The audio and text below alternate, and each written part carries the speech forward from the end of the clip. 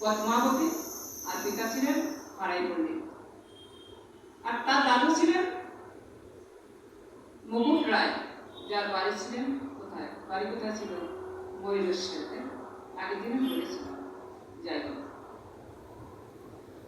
তাই নিতাই প্রভু এসে আমাদের এই পৃথিবীতে এসে এবং চৈতন্য মহাপ্রভু এসে সকল ভক্তদের মধ্যে প্রেম বেরিয়ে গিয়েছেন। কিভাবে ভগবানকে ভজনা করা যায়, কিভাবে ভজনা করতে হবে, সেই জিনিসগুলো তারা আমাদের শিখিয়ে দিয়েছে। যারা ওই একচক্রা গ্রামে একটি বকুল গাছ আছে। ওই বকুল গাছের দক্ষিণ দিকে একটা জায়গার নাম আছে, সেই জায়গাটার নাম হচ্ছে পাণ্ডবতলা। যেহেতু আজকে পাণ্ডব একাদশী, তো তাই তো নির্জলা পাণ্ডব একাদশী আমরা সবাই জানি তো, নির্জলা একাদশী পাণ্ডব একাদশী, তাই তো? তাই সেই পাণ্ডবের সম্বন্ধে একটু কিছু কথা একটু আলোচনা করি, পরে আপনাদের আমি একাদশীর মাহাত্ম্য করার চেষ্টা করব। তাই সেই দ্বাপর যুগে মাতা কুন্তী দেবীর সঙ্গে তার 5 পুত্র নিয়ে তিনি তারা বনবাসে গিয়েছিলেন। যখন তারা এই একচক্রা গ্রামে গিয়েছিলেন বীরভূম জেলায়, সেখানে গিয়ে তারা এক ব্রাহ্মণের বাড়িতে আশ্রয় গ্রহণ করেছিলেন এবং সেখানে এক বক রাক্ষসকে এই ভীম বধ করেছিলেন।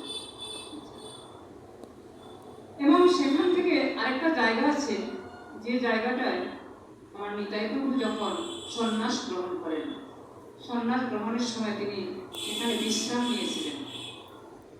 ওই একচক্রা গ্রামের মধ্যেই এইসব তীর্থগুলো রয়েছে, সেটাকে বলা হয় বিশ্রাম তোলা। এবং ওই ওর আশেপাশেই আবার যে ময়ূরেশ্বর রয়েছে, ময়ূরেশ্বরে যিনি মুকুট রায় ছিলেন, তিনি ছিলেন আমার নিতাই প্রভুর পিতা, ঠাকুর দাদা। নিতাই প্রভুর পিতা তো হারাই পণ্ডিত, তাই তো? আর দাদা ছিলেন মানে মায়ের বাবা, দাদু যাকে বলা হয়, তিনি ছিলেন মুকুট রায়। এবং সেই ময়ূরেশ্বর ওখানে তিনি তার কন্যাকে যখন ওই নিতাই প্রভুর মাকে যখন হারাই পণ্ডিতের সঙ্গে বিবাহ দিলেন, তিনি ছিলেন জমিদার, মুকুটের জমিদার ছিলেন। তখন তাদের পুষ্করী ছিল না, তার জন্য ওই মুকুট রায় খুব বড় করে পুষ্করী করে দিয়েছিল ওই মেয়ের জন্য। তার জন্য মেয়ের নাম পদ্মাবতী, ওই পুকুরটার নাম হয়েছে পদ্মাবতী পুকুর। এবং ওই পুকুরের উত্তর পূর্ব কোণে ছিল ময়ূরেশ্বর ভগবান, যিনি শিবের অবতার, মানে ভগবান শিব ময়ূরেশ্বর ভগবান ছিলেন।